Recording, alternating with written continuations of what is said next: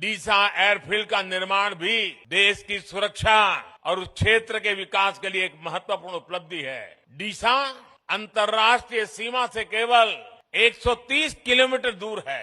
अगर हमारे फोर्सेस, विशेषकर हमारी वायुसेना डीसा में होगी तो हम पश्चिमी सीमा पर किसी भी दुस्साहस का और बेहतर ढंग से जवाब दे पाएंगे। एक अहम पहल के रूप में गुजरात के बनासकांठा में माननीय प्रधानमंत्री जी द्वारा नए और आधुनिक डीसा एयर बेस का शिलान्यास संपन्न हुआ है। बनासकांठा में विकसित होने वाला ये एयरबेस देश की वायु सीमाओं की सुरक्षा को मजबूती देने के लिए रणनीतिक रूप से महत्वपूर्ण है। 4,519 एकड़ क्षेत्र में बनने वाला डीसा एयरफील्ड अंतर्राष्ट्रीय सीमा से केवल 130 किलोमीटर की दूरी पर स्थित है। अगर भारत के साथ तुम्हारी ट्रेड हो, तुम्हारा व्यापार हो, तुम्हारी तिजारत हो, तो वो कश्मीरियों के साथ, कश्मीरियों के खून के साथ, उनकी कुर्बानियों के साथ सोया। ऐसी उर्दू बोलते यार मुगले आजम फिल्म की।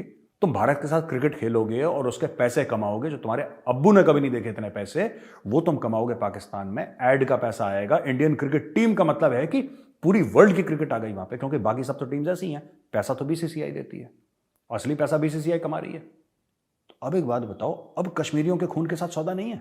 मुझे तो उस दिन का ये डर है कि इंडिया आपको ये कहेगी कि हम खेलते ही नहीं जी, लेट अलोन। अभी आपने ये देखना बाकी है कि इंडिया में एक लीडर उठेगा जो के उठ के ये ऐलान करेगा कि हम पाकिस्तान के साथ दुनिया के किसी कोने में नहीं खेलते, और ये वो ऐलान होगा जो पाकिस्तान को बुनियादी तौर पे हैंडीकैप करके रख देगा। ये मैं आपको बता दूं।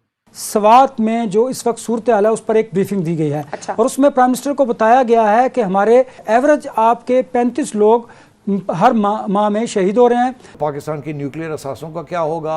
अभी बाइडन ने भी ये बात कही है। और फाइनेंशियल टाइम्स को इंटरव्यू दिया है शहबाज शरीफ साहब ने, और ये इंटरव्यू फाइनेंशियल टाइम्स ने आज छापा है और कहा है कि Pakistan seeks billions in loans for mega undertakings after floods. मदद नहीं, कर्जों की जरूरत है। ये ध्यान में रखिए कि हम यहाँ 1 बिलियन, ऐसे ही है ना, 1 बिलियन सऊदी अरब से ले लिया, 2 बिलियन वहां से आ गए, 3 बिलियन यहाँ से, अब हम बिलियंस ऑफ लोन्स की बात कर रहे हैं।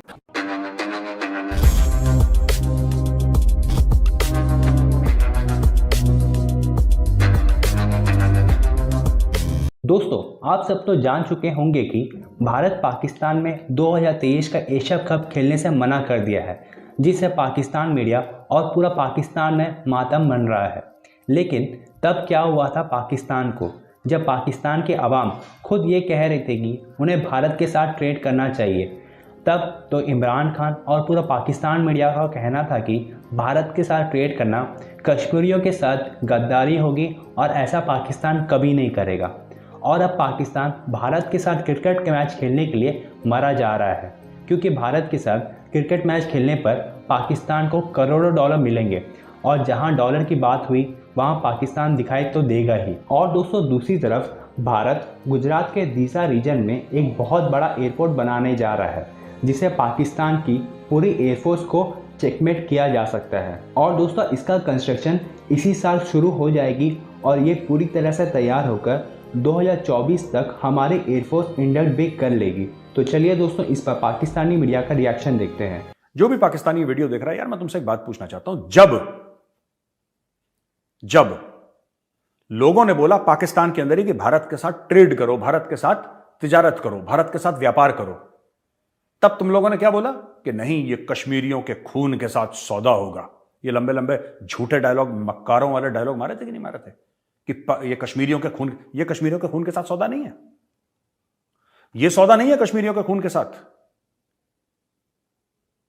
अगर भारत के साथ तुम्हारी ट्रेड हो, तुम्हारा व्यापार हो, तुम्हारी तिजारत हो, तो वो कश्मीरियों के साथ, कश्मीरियों के खून के साथ, उनकी कुर्बानियों के साथ सोया। ऐसी उर्दू बोलते यार मुगले आजम फिल्म की। ये लगता है पाकीज़ा ऊपर से नीचे आ गई। ऐसी ऐसी उर्दू झाड़ते हो कि कश्मीरियों की कुर्बानियों के साथ सौदा होगा, गद्दारी होगी, और ये गद्दारी हम कभी नहीं करेंगे इंशाल्लाह। अरे एक बात बताओ यार, एक बात बताओ, तुम भारत के साथ क्रिकेट खेलोगे और उसके पैसे कमाओगे, जो तुम्हारे अब्बू ने कभी नहीं देखे इतने पैसे, वो तुम कमाओगे पाकिस्तान में। एड का पैसा आएगा। इंडियन क्रिकेट टीम का मतलब है कि पूरी वर्ल्ड की क्रिकेट आ गई वहां पे, क्योंकि बाकी सब तो टीम्स ऐसी हैं। पैसा तो बीसीसीआई देती है, असली पैसा बीसीसीआई कमा रही है। तो अब एक बात बताओ, अब कश्मीरियों के खून के साथ सौदा नहीं है? आपका ये शिकवा है कि हमें आइसोलेट कर दिया गया, दुनिया हमारे साथ जो है वो सौतेली माँ का सलूक करती है जी। टेररिज्म इतना बड़ा तो नहीं है, हमने फौज लगा दी थी क्रिकेट के तहफ़्फ़ुज़ के लिए। फौज लगाना इटसेल्फ इस चीज़ की इंडिकेशन है कि यू आर एट रिस्क। कभी किसी क्रिकेट टीम के इर्द गिर्द फौज देखी है आपने? तो आप कहे नहीं हम दुनिया की सेफ तरीन कंट्री हैं, लेकिन क्रिकेट के मैदान के इर्द गिर्द फौज टेक ओवर करेगी, तो इससे दुनिया का मैसेज क्या जाएगा? तो उसमें अगर इंडिया ने किसी भी तरीके से अगर ये आपको मैसेज दिया कि हमारी टीम आ सकती है, हुआ उसकी कोई भी टर्म और कंडीशन है, तो पाकिस्तान में अगर कोई सेंसेबल पर्सन होता तो वो उसको यस करता। Whoever is the decision maker इस मामले में, या जिसकी लास्ट कॉल जो दे सकता है, मैं समझता हूँ कि वो ये हाँ करता।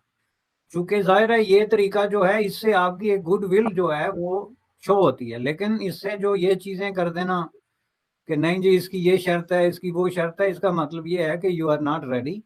और इसमें मेरे लिए कोई अजूबे, कोई ऐसी नई बात नहीं है कि Pakistan is not ready to talk and walk both. तो इसके लिए पाकिस्तान में माइंडसेट जो है उसको चेंज करने की जरूरत है कि भाई ये इंडिया के साथ आखिर हमने करना क्या है। दुनिया में आपके दोस्तों की तादाद ना होने के बराबर है। आपके फाइनेंशियल क्राइसिस जो हैं वो शो करते हैं कि आप एक बहुत ही कम अरसे में किसी भी बड़े हादसे, किसी भी बड़े डिजास्टर, किसी भी शक्ल में आप अनसस्टेनेबल किस्म की एक कंट्री जो है या इलाका उसमें तब्दील हो सकते हैं। तो उस वक्त आपको ये चीज़ें जो हैं, जहाँ जहाँ आपने सींग अड़ाए हों, जहाँ जहाँ आपने कॉन्फ्लिक्ट क्रिएट किए होते हैं, उनको समेट के तो ज़्यादा से ज़्यादा गुड विल हंटिंग करनी पड़ती है, जिसके लिए मैं समझता हूँ कि ये एक खिड़की थी। लेकिन जाहिर है जब आप ये कहें कि जी हम दुश्मन से खेलने जा रहे हैं, और दुश्मन से हम तभी खेलेंगे कि जब हमारी टर्म्स और कंडीशंस पे खेला जाएगा, इस जगह पे होगा, वो झंडा नहीं उठाया जाएगा, वो टीम इधर नहीं होगी, वो नहीं होगी, तो जाहिर है जवाब में मैं समझता हूँ कि इंडिया ने यही कहना था कि हम जो है वो किसी न्यूट्रल वेन्यू को तलाश करें तो बेहतर है। क्योंकि जिस तरह की सिचुएशन है इसमें जो है वो टीमें आपको कोई पॉजिटिव वैसे भी जो है वो मैसेज नहीं दे सकती, क्योंकि आपने नफरत की एक इतनी अगला दर्जा क्रिएट किया हुआ है। तो उसमें अगर एटलीस्ट आप इंडिया से खेलते हैं, मुझे तो उस दिन का ये डर है कि इंडिया आपको ये कहेगी कि हम खेलते ही नहीं जी, लेट अलोन जो है वो किसी भी। मैं समझता हूँ कि अगर मोदी साहब या इस वक्त जो लोग इंडिया में जिनका इस तरह के बारे में आप कहते हैं जी उन्होंने ये सख्त स्टेप उठा दिया, वो सख्त स्टेप उठा दिया, अभी आपने ये देखना बाकी है कि इंडिया में एक लीडर उठेगा जो के उठ के ये ऐलान करेगा कि हम पाकिस्तान के साथ दुनिया के किसी कोने में नहीं खेलते। और ये वो ऐलान होगा जो पाकिस्तान को बुनियादी तौर पे हैंडीकैप करके रख देगा, ये मैं आपको बता दूं।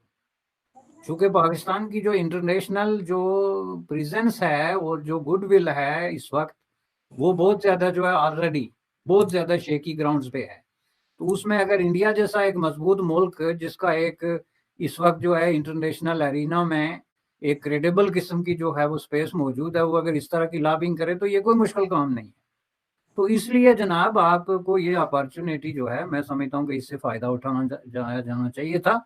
लेकिन ये तभी होगा कि पाकिस्तान पहले ये तय करे कि हम इंडिया के साथ ताल्लुकात को नॉर्मल करते हैं, ताकि वो कहें कि हम एक अपने पड़ोसी के साथ क्रिकेट खेलने के लिए जा रहे हैं।